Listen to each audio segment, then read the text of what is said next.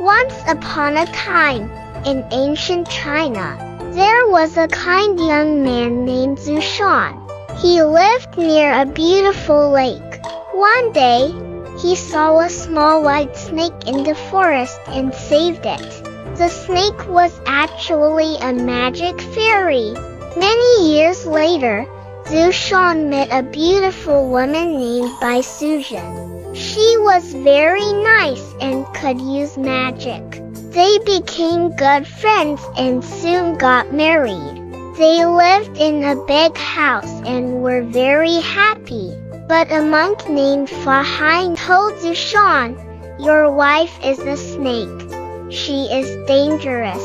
Zushan was afraid and gave his wife a special wine on Dragon Boat Festival. After drinking it, Bai Suzhen became a white snake again. Zushan was so scared that he died. Bai Suzhen cried and cried. She went to a faraway mountain to find a magic flower to save her husband. After many difficulties, she found it.